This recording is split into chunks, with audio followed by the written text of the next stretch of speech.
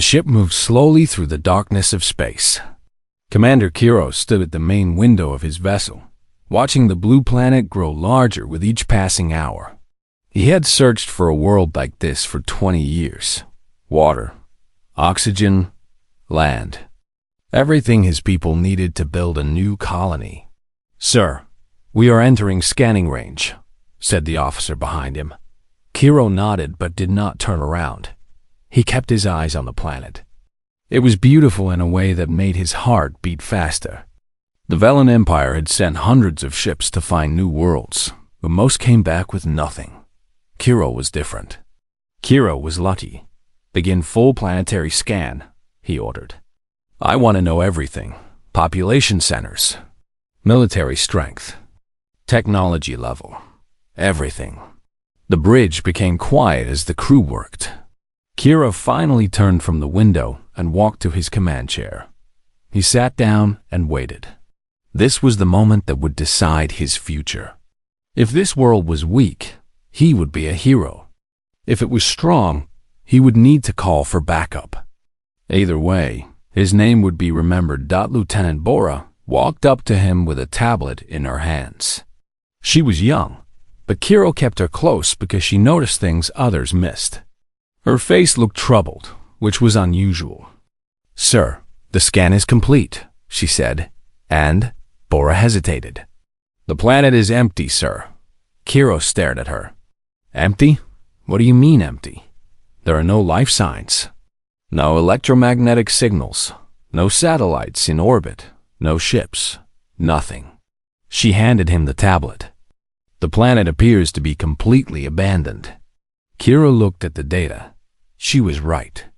The scanner showed cities, massive cities that stretched for hundreds of kilometers.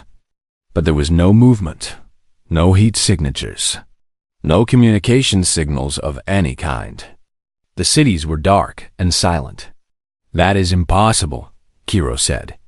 "A civilization that could build cities like this does not simply disappear." "Perhaps there was a war," suggested one of the officers, "or a disease." "There are no signs of war," Bora replied. "No radiation, no destroyed buildings, no bodies. The cities are intact. It is as if everyone simply left." Kira stood up and walked back to the window. He looked at the blue planet again. A world with cities, resources, and no one to fight for them. It was too perfect. Something felt wrong. But then another thought entered his mind. What if this was simply good fortune? The universe was large. Strange things happened. Perhaps this species had destroyed themselves long ago. Perhaps they had left to find another world. The reason did not matter. What mattered was that this planet was now available. "Lieutenant Bora," he said without turning around. "What is your assessment?" Bora stepped forward. "Sir, I recommend caution. The evidence does not make sense. A civilization does not vanish without leaving some trace. I believe we should send a small team first. Study the planet for several months before. Several months?" Kiro turned to face her. "The Empire has been searching for a world like this for generations. I will not wait several months because you have a bad feeling. Sir, I am not suggesting we abandon the mission. I am only suggesting that we—" "Your suggestion is noted, Lieutenant." Kiro's voice was cold. "Now return to your station." Bora wanted to say more, but she knew it was pointless. She lowered her head and walked back to her position. Kiro was ambitious. He wanted glory. He would not let anything slow him down. Kiro pressed a button on his chair. "This is Commander Kiro to all ships. Prepare landing parties. We are going down to the surface." Within hours, the first Velen shuttles descended through Earth's atmosphere. They landed in a place the old maps called Sol. It had once been a city of millions, but now it was covered in plants and silence. Trees grew through cracked streets. Vines covered the tall buildings. Animals moved through the empty spaces, but there were no people. Not a single one. Kiro was among the first to step onto the planet's surface. He breathed the air and found it clean and fresh. He looked around at the empty streets and smiled. This was his prize. This was his legacy. "Begin establishing the base camp," he ordered. "I want a full settlement ready within 1 month. Send word to the Empire. Tell them Earth is ours." The message was sent that same day. It traveled across the stars and reached the Velen homeworld within weeks. The leaders of the Empire celebrated. A new colony world had been found. Commander Kiro was promoted. Ships filled with settlers began their journey to Earth. Over the next 3 months, 50,000 Velens arrived on the blue planet. They built homes in the empty cities. They started farms in the abandoned fields. They mined the mountains for metals and drilled the ground for fuel. Everything they needed was there, waiting for them. It was perfect. Lieutenant Bora did not celebrate with the others. She spent her nights studying the old buildings and the strange objects left behind. She found photographs of the creatures who once lived here. They looked weak, soft bodies, no claws, no armor. But their eyes held something that made her uncomfortable. Intelligence, patience, planning. She found other things too. Underground tunnels that went deeper than they should. Doors that led nowhere. Rooms that were completely empty when they should have held machines or supplies. It was as if someone had cleaned everything important and left only the shell. One night, she stood on the roof of a tall building and looked out at the dark city. Her people had turned on lights in some areas, but most of Seoul remained black and quiet. The silence pressed against her ears like a weight. "Where did you go?" she whispered to the empty air. "And why do I feel like you are still here?" Somewhere in the darkness below, something moved. It was small, quick, gone before she could focus on it. Bora stared at the spot for a long time, but nothing else happened. She told herself it was just an animal, just a shadow. Nothing more. But deep in her heart, she knew that was a lie. Far beneath the city, in tunnels that did not appear on any Velen map, a man named Taiwan watched the alien woman through a hidden camera. He smiled and pressed a button on his communicator. "They have taken the bait," he said softly. "Phase 1 is complete." The first team disappeared on a Tuesday. They were 12 Velen soldiers sent to explore an old subway tunnel beneath. So, their mission was simple. Map the tunnels. Check for useful materials. Report back by sunset. They never returned. Commander Kiro sent a search party the next morning. They found the entrance to the tunnel exactly as the first team had left it. Equipment was placed neatly near the door. Lights were still working, but the 12 soldiers were gone. No bodies, no blood, no signs of a fight. They had simply vanished. "Animals," Kiro said when he received the report. "This planet has large predators." The team was careless. Lieutenant Bora looked at the evidence and said nothing. Animals did not take weapons. Animals did not turn off communication devices. Animals did not leave equipment organized in neat rows. But she had learned not to argue with Kiro. He did not want to hear the truth. 2 weeks later, a mining team in the mountains stopped responding. 23 workers. Gone overnight. Their machines were still running when the rescue team arrived. Food was still warm on the tables. But every single Velen had disappeared. Then a farming outpost went silent. Then a research station. Then another mining team. The pattern was always the same. No warnings. No distress calls. No bodies.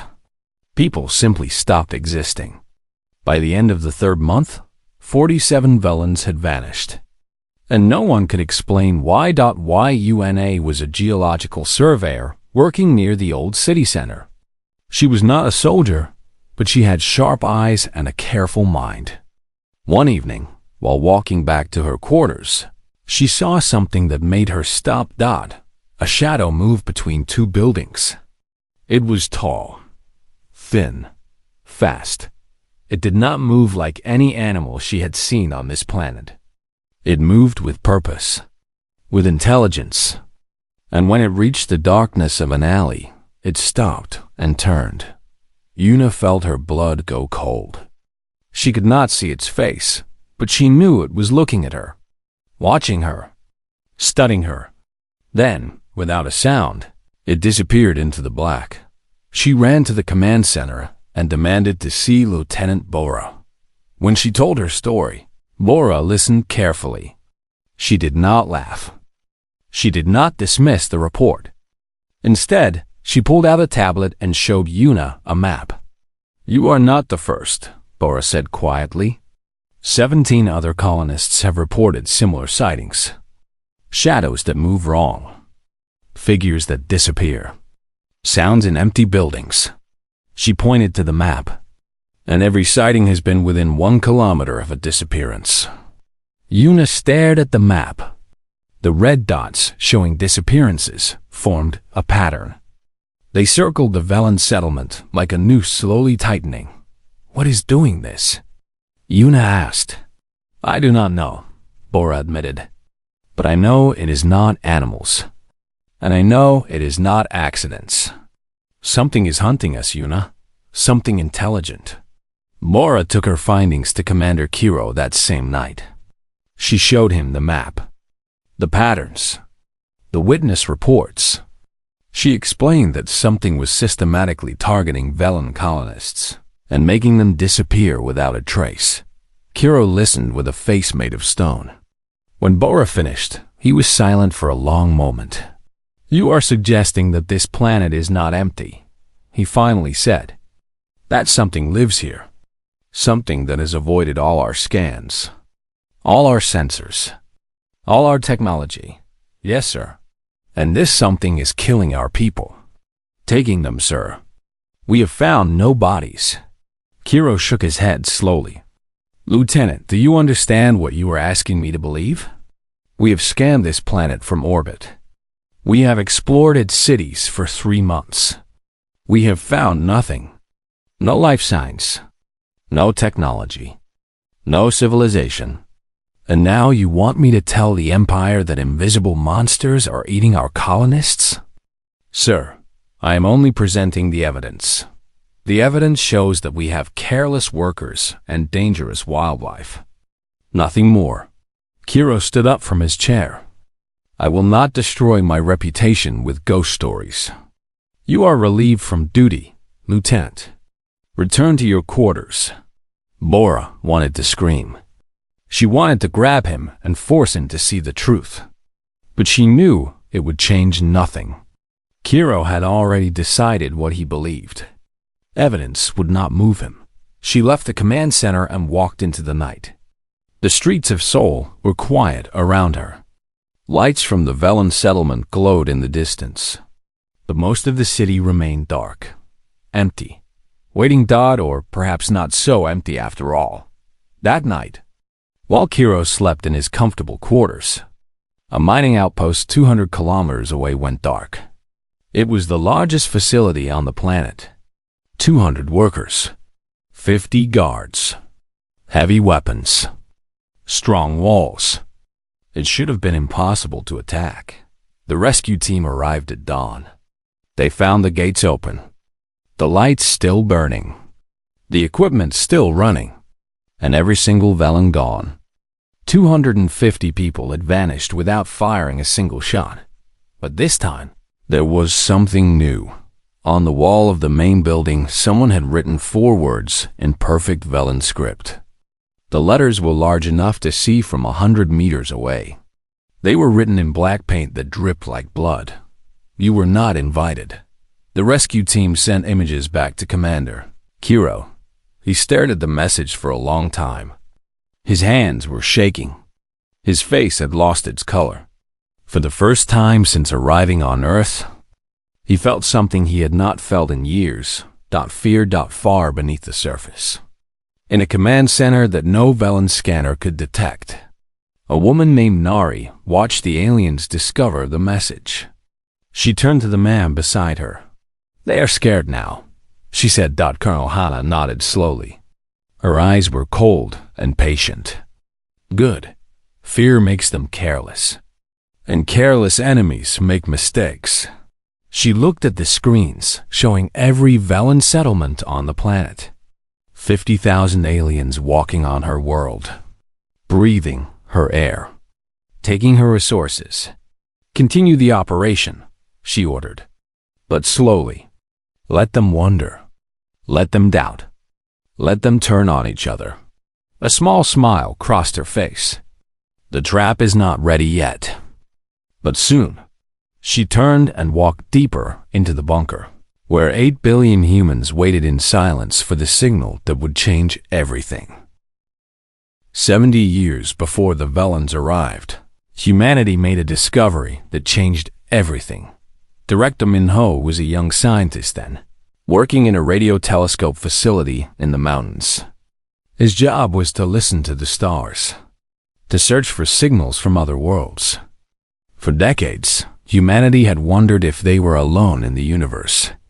That night, Minho found the answer. The signal came from a star system 40 light years away. It was not random noise. It was organized, structured, intelligent. Minho's hand shook as he recorded it. Humanity's greatest question had been answered. They were not alone. But as the weeks passed and more signals were decoded, the excitement turned to horror. The aliens were not peaceful explorers. They were conquerors. The signals Minho intercepted were military communications, battle reports, casualty counts, lists of enslaved populations. The galaxy, it seemed, was not a friendly place. It was a dark forest where the strong consumed the weak, and silence meant survival. Minho brought his findings to the world's leaders. They did not want to believe him at first, but the evidence was clear. Humanity had two choices. They could announce themselves to the galaxy and hope for the best, or they could hide and prepare for the worst. They chose to hide. The plan was called the Silence Protocol. It took 10 years to design and 50 years to complete. Every satellite was pulled from orbit. Every radio signal was silenced. Every city on the surface was emptied. 8 billion humans descended into the Earth itself, building new homes in massive underground bunkers powered by heat from the planet's core. The surface was left behind. Nature was allowed to reclaim the cities. Plants grew over the roads. Animals returned to the empty streets. From space, Earth looked like a world where civilization had died long ago. That was exactly the point. Minho was old now. His hair was white and his body was weak. But his mind was still sharp. He sat in his office deep beneath the city, once called Bizon, and watched the screens showing the Velan colonists above. They had no idea. They walked through empty streets and thought they had found a gift. They did not understand that they had walked into a trap. A knock came at his door. "Enter," Minho said. Colonel Hannah stepped into the room. She was tall and strong, with eyes that had seen too much death. She had been born in the bunkers. She had never seen the sun except on screens. Her entire life had been dedicated to one purpose: protecting humanity from the aliens that would someday come. "Director," she said with a small bow, "the latest reports from the surface." Minho took the tablet she offered. He scrolled through the information slowly. 412 Velens had been captured in the past month. All were being held in secure facilities. None had been harmed. The plan required living prisoners, not bodies. "And their commander?" Minho asked. "Still in denial," Hannah replied. "He believes his people are being killed by animals. He has refused to send warning to his empire." Minho smiled. "Good. Pride is a useful weakness." He set down the tablet and looked at the young colonel. "How are our forces?" "Ready, sir. All defense platforms are online. Ground forces are in position. Drone swarms are charged and waiting. We can begin the final phase whenever you give the order." Minho nodded slowly. He turned his chair to face a large window that looked out over the bunker city below. Millions of people lived in this underground world. They had shops and schools and parks with artificial sunlight. Children played in the streets, never knowing that their entire civilization existed in secret. 70 years, Minho said softly. 70 years we have waited in darkness. My entire life has been spent preparing for this moment. He looked at Hannah. Do you think we are ready? Hannah's face was calm. We have prepared for enemies far stronger than the Velans, sir. Their technology is inferior to ours. Their numbers are small. Their military is weak. This will not be a war. It will be a demonstration. A demonstration of what? Of what happens when you invade Earth. Hannah's voice was cold as ice. The galaxy needs to learn that this planet is not weak. It is not empty. It is not available. And anyone who tries to take it will be destroyed. Minho was silent for a long moment. He thought about the years of sacrifice, the generations born underground, the billions who had given up the sun so that humanity could survive. All of it led to this moment. The other species will hear about what we do here, he said. They will come to investigate. Some will come as friends. Others will come as enemies. Then we will be ready for both, Hannah replied. Minho nodded. He pressed a button on his desk. A holographic display appeared, showing the entire planet. Red dots marked every Velan settlement. Blue dots marked human forces waiting beneath the surface. There were thousands of blue dots for every red one. Lieutenant Do-Yoon, Minho said into his communicator. Begin final preparations. We move in 48 hours. Far above them, the Velans continued their daily lives. They ate and worked and slept, completely unaware that beneath their feet, an army was waking up. An army that had waited 70 years for this moment. An army that knew every street, every building, every shadow of the world above. Commander Kiro sat in his quarters that night, reading reports of more disappearances. His hands were shaking. His confidence was gone. He had sent messages to the Empire asking for reinforcements, but they would take months to arrive. Until then, he was alone. He walked to his window and looked out at the dark city. Seoul stretched before him like a corpse, silent, empty, dead. What are you? He whispered to the darkness. What are you waiting for? The darkness did not answer. But somewhere deep below, Colonel Hannah heard his words through a hidden microphone. She leaned back in her chair and smiled. We are waiting for the right moment, she said to herself. And it is almost here.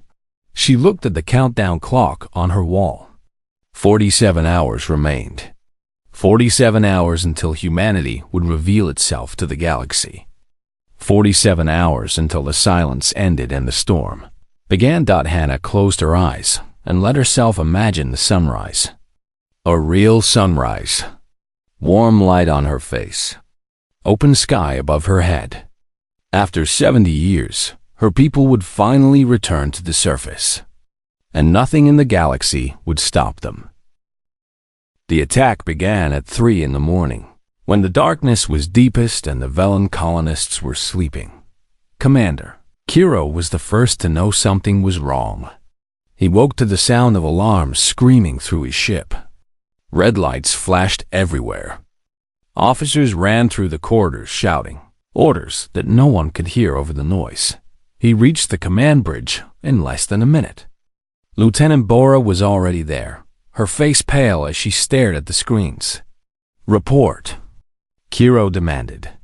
Our communication relays have been destroyed, sir. Bora's voice was shaking. All of them.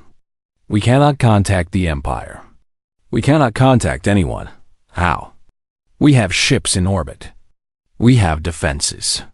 They came from the asteroid belt, sir. Hidden platforms. They were there the entire time, and we never detected them. Laura pointed to the screen. Our orbital fleet is gone. Destroyed in the first wave. We are alone. Kiro felt his legs go weak. He grabbed the edge of a console to keep himself standing. The asteroid belt was far away. It would have taken decades to position weapons there. Decades of planning. Decades of waiting. This was not a random attack. This was a trap that had been set before his people ever arrived. "Sir," another officer ran onto the bridge. "Ground forces are reporting attacks. Every settlement. Every outpost. All at once." The screens changed to show images from across the planet. Kiro watched in horror as his colonies burned Dot and Sol. The streets themselves came alive. Panels hidden beneath the roads opened and released clouds of tiny drones. They were no larger than insects, but they moved like a swarm of angry bees. Velen soldiers fired their weapons wildly, but the drones were too small and too fast. They cut through armor. They destroyed equipment. They found every weakness and exploited it. Dot in the mountain mines. The ground shook as hidden tunnels opened. Human soldiers poured out like water from a broken dam. They wore black armor and moved in perfect silence. They did not shout or scream. They simply appeared, struck, and disappeared before the Velens could respond. Dot at the coastal research stations. The ocean itself became an enemy. Submarines that had waited beneath the waves for 70 years rose to the surface and launched missiles. Defense platforms, hidden underwater, activated and released swarms of underwater drones. Within minutes, every Velen near the coast was captured or killed. Lieutenant Bora watched the screens with tears in her eyes. She had tried to warn them. She had seen the signs. But no one had listened, and now her people were dying. "We need to evacuate," she said. "Sir, we need to get our people off this planet." "How?" Kiro's voice was hollow. "Our ships are destroyed. Our communications are gone. There is nowhere to run." He was right. The attack was perfect in its execution. Every escape route had been blocked. Every defense had been countered. The humans had spent 70 years planning this moment, and they had not missed a single detail. On the ground in Seoul, a Velan captain named Jiho tried to rally his soldiers. They had formed a defensive line around a supply depot, using overturned vehicles as cover. For a moment, it seemed like they might hold. Then the humans came. They emerged from the shadows like ghosts. Their weapons made no sound. Their movements made no noise. They flowed around the Velen defenses like smoke, striking from angles that should have been impossible. Jiho fired at shadows that vanished before his shots arrived. He shouted orders that no one could follow. Within 5 minutes, his entire unit was on the ground, stunned but alive. The humans did not kill them. They captured them with weapons that paralyzed but did not harm. They moved through the streets, taking prisoner after prisoner, filling the colony's own buildings with unconscious Velens. It was not a battle. It was a harvest. Back on his ship, Commander Kiro received a transmission. He did not want to answer it, but he had no choice. The face that appeared on his screen was human. Female. Cold eyes. Patient smile. She wore a military uniform with symbols he did not recognize. "Commander Kiro," the woman said. "My name is Colonel Hannah. I represent the people of Earth. Earth is dead." Kiro's voice cracked. "There is no one here. Our scans showed. Your scans showed what we wanted them to show." Hannah's smile grew wider. Every empty city. Every silent street. Every missing life sign. All of it was designed to bring you here. To make you feel safe. To make you lower your guard. Why? Kiro whispered. "Why would you do this?" "Because we listened to the stars, Commander. We heard what the galaxy truly is. We learned that strength is not enough. We learned that visible civilizations are conquered civilizations. So we became invisible. We became silent. We became a trap waiting to be sprung." Kiro stared at her face on the screen. She did not look angry. She did not look cruel. She looked like someone who had completed a job that needed to be done. "What will you do with my people?" he asked. "Nothing permanent. You will be returned to your empire eventually. But first, you will watch. You will see what we have built. You will understand what you tried to conquer." Hannah leaned forward. "And then you will carry a message back to your leaders. A message for the entire galaxy." The screen flickered. Kiro saw images of the planet below. Human cities emerging from underground. Defense platforms activating across every continent. An army of billions standing ready in the shadows. "This is Earth," Hannah said. "It was never empty. It was never weak. And anyone who comes here uninvited will learn exactly what that means." The transmission ended. Kiro stood alone on his bridge, surrounded by the sound of alarms. His fleet was destroyed. His colonies were captured. His entire invasion had been turned against him in a single night. Lieutenant Bora approached him slowly. Her face was calm now, accepting. "I tried to tell you," she said quietly. The silence was not death. It was patience. Kiro did not respond. He simply stared at the dark planet below, finally understanding the truth that Bora had seen from the beginning. The trap had been perfect, and they had walked into it willingly. 1 year had passed since the night of fire. Commander Kiro stood at the edge of an underground balcony, looking out at a city that should not exist. New Bizon stretched before him like a dream. Towers of glass and steel rose toward a ceiling so high it looked like sky. Artificial sunlight warmed his face. Parks and gardens filled the spaces between buildings. Millions of humans walked the streets below, living their lives as if they had not spent 70 years hiding in darkness. Lieutenant Bora stood beside him. She had been quiet for most of the tour. The humans had shown them everything. The factories that built weapons. The farms that grew food. The schools that trained children. The hospitals that healed the sick. An entire civilization, hidden beneath the surface of a world the violence had thought was dead. "How?" Kiro finally said. "How did you build all of this without anyone knowing?" The human guide, a young man named Jisu, smiled at the question. "We had 70 years, Commander, and we had a very good reason to stay hidden. But the resources, the energy, the people. How did you feed 8 billion humans underground? Geothermal power, underground rivers, vertical farms that stretch for kilometers." Jisu pointed to the ceiling far above. "We turned our greatest weakness into our greatest strength. The galaxy expected civilizations to live on the surface, to broadcast signals, to build obvious defenses. We did none of those things.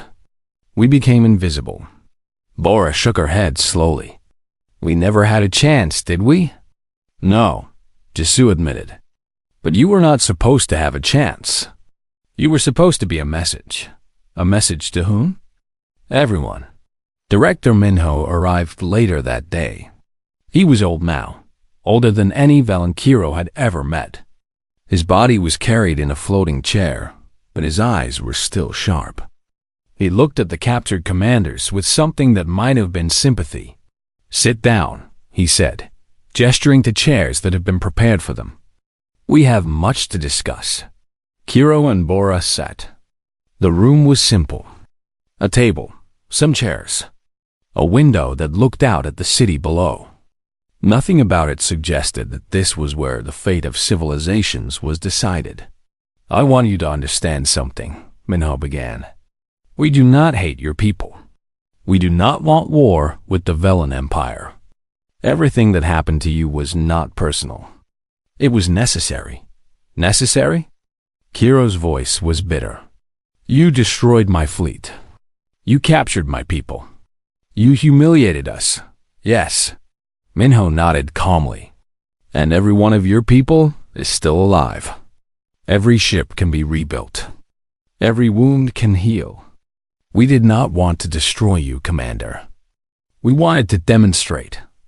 Demonstrate what? Minho pressed a button. A holographic display appeared above the table. It showed the galaxy, vast and filled with stars. Red dots marked the locations of known aggressive civilizations. There were hundreds of them. For 70 years, we listened to the signals from space, Minho explained. We learned the names of empires. We mapped their territories. We studied their wars. And we learned one simple truth. He pointed at the red dots.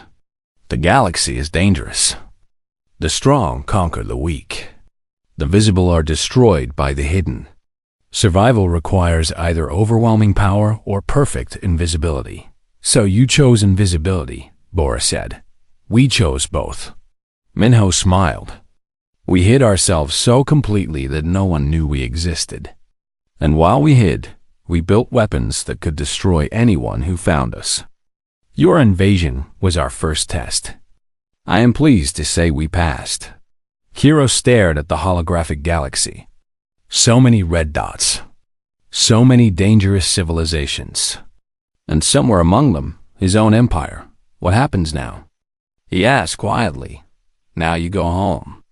Minho leaned back in his chair. You will be given a ship. Your people will be returned to you. And you will carry a message to your emperor and to every species that will listen. What message? Minho's eyes grew cold. That Earth is not available. That we are not weak. That we have spent 70 years preparing for this moment, and we will spend 70 more if necessary. That anyone who comes to our world uninvited will not find empty cities and easy conquest. They will find 8 billion humans who have been training for war since before their grandparents were born. The room was silent. Kiro thought about his people back home. He thought about the reports he would have to give. He thought about the shame of defeat and the weight of the message he was being asked to carry. They will not believe me, he said. They will think I am making excuses for my failure. Then we will show them. Minho pressed another button. The display changed. It showed a recording. Human ships emerging from hidden bases on the moon, on Mars, on the moons of Jupiter. Defense platforms activating across the solar system. Weapons that could destroy fleets from light years away. An army that numbered in the billions, equipped with technology that made vellum weapons look like toys. This recording will be broadcast across the galaxy, Minho said. Every species will see it. Every empire will know. Earth is no longer hidden. Earth is no longer silent. But Earth is still dangerous. Perhaps more dangerous than before. 3 days later, Kiro stood on the bridge of a small ship. His crew was around him. Bora stood at his side. They were being released, just as Minho had promised. Colonel Hannah appeared on the screen one final time. Safe travels, Commander, she said. Remember what you have seen here. Remember what it cost you. And remember this. Her eyes were like steel. The silence was never weakness. It was patience. And now that our patience has ended, the galaxy will learn what humanity truly is. The transmission ended. The ship's engines activated. Slowly, Kiro's vessel rose through the atmosphere and into the darkness of space. As Earth shrank behind them, Bora moved to stand beside her commander. Together, they watched the blue planet grow smaller and smaller until it was just another point of light among the stars. What do you think will happen? Bora asked quietly. Kiro was silent for a long moment. I think the galaxy will never be the same. I think species who have never known fear will learn to be afraid. I think Earth will become the most important planet in the universe. Because of their weapons? No. Kiro shook his head slowly. Because they proved something that no one believed was possible. They proved that a civilization can hide, can wait, can let the universe believe it is dead while building the power to destroy anyone who threatens it. He looked at Bora with tired eyes. Every empire in the galaxy will wonder now. Every species will ask themselves the same question. What else is hiding in the darkness? What other traps are waiting to be sprung? Bora thought about this. She thought about the empty cities and the silent streets. She thought about the 70 years of patience and the single night of fire. And she understood. The humans had not just defeated one invasion. They had changed the rules of the entire galaxy. From this day forward, every species would look at empty worlds differently. Every fleet would approach silent planets with fear. Every empire would wonder if the darkness was truly empty, or if something was watching, waiting, preparing. Earth had sent its message to the stars. And the stars would never forget that far behind them. Colonel Hannah stood on the surface of Earth for the first time in her life. Real sunlight warmed her face. Real wind moved through her hair. Around her, millions of humans emerged from their underground homes, blinking at a sky they had only seen in pictures. A new day was beginning. Not just for Earth, but for the entire galaxy. And somewhere in the darkness between stars, 100 civilizations received the broadcast and learned a new emotion: fear of the quiet ones.